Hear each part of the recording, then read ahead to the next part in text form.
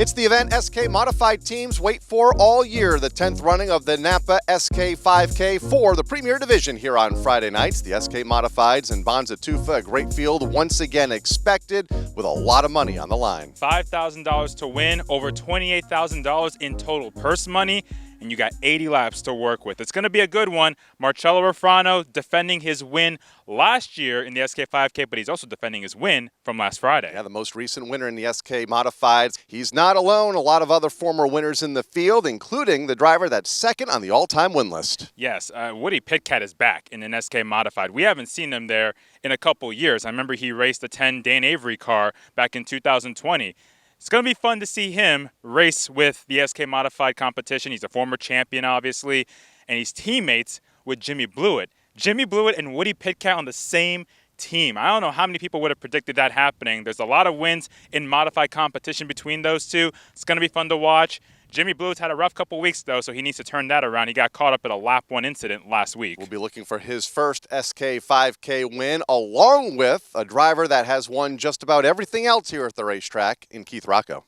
It's kind of hard to believe that in 9 attempts, Rocco has not done it. I remember asking him a couple years ago, what's it going to take? He said, if I knew, I'd win the darn thing. But yes, he was on a roll heading into last Friday, and then just really bad luck. Something got into his radiator, punched a hole in the radiator. It just caused a geyser of steam to come out.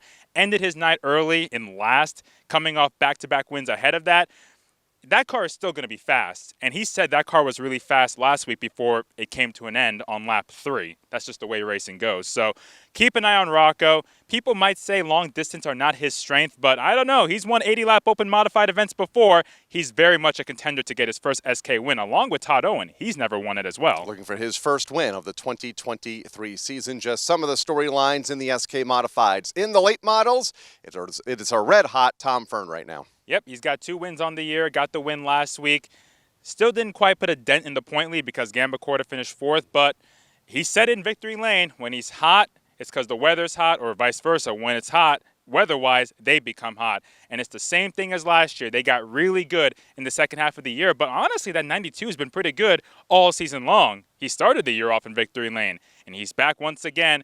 Kevin Gamba Corda gets a top 5 finish, stays consistent. He holds a pretty sizable point lead, but the heartbreak of the night, at least Friday night, goes to Paul Verrecchio Jr. because he was really fast. He reeled in Tom Fern. He was right on the 92's back bumper, and then bam, something mechanically goes awry, and that car starts leaning over on the right side too much. It's hard to handle, and he had to back off and finish in the back of the field. But Verrecchio's car, a brand new car this year, really fast so far.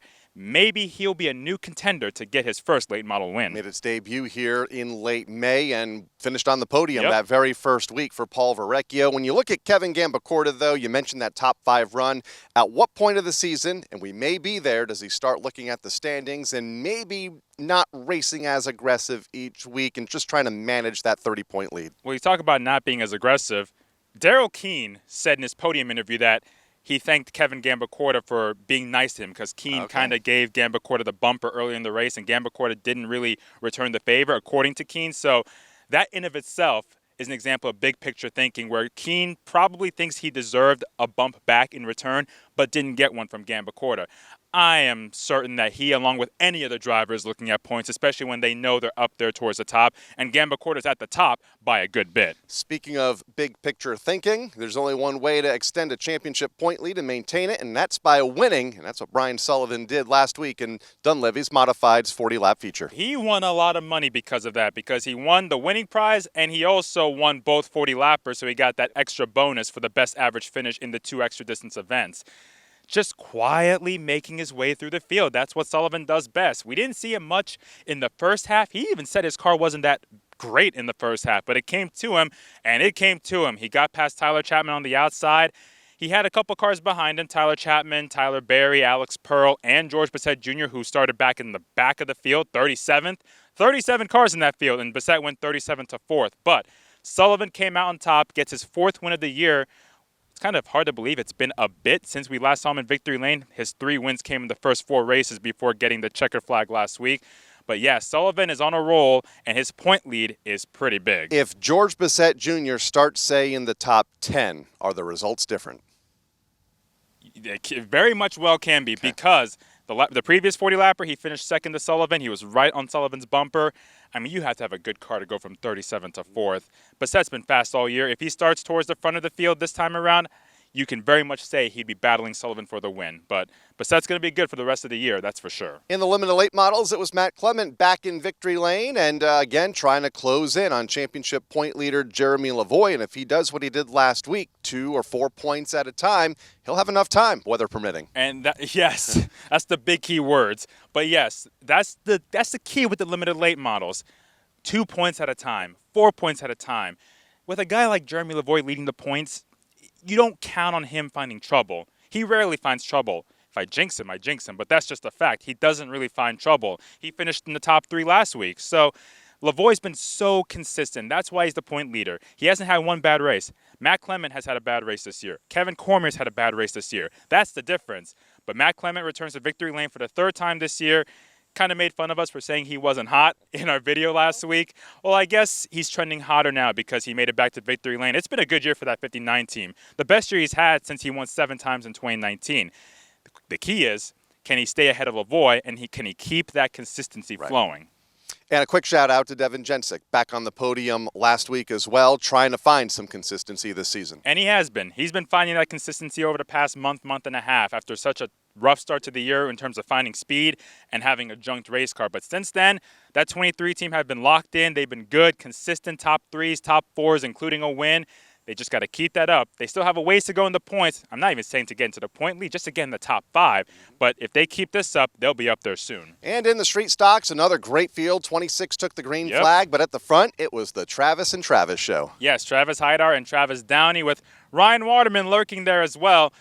I tell you what, watching those 3 come from the middle of the pack, it was a hornet's nest in there. But Hydar was the first one that came out of it, came towards the front. He took the lead from Jason Raymond, who, by the way, shout out to Jason Raymond. He led the most laps in that race.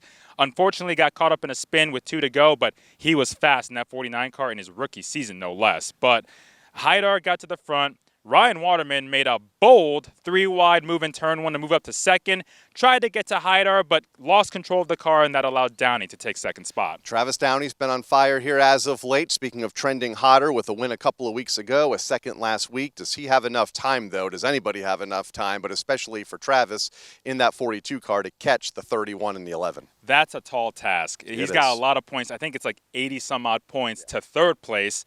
So Downey's got a lot of work to do, and it's not just him having to continue to excel and get good finishes. He has to rely on Hydar and Waterman to have bad nights.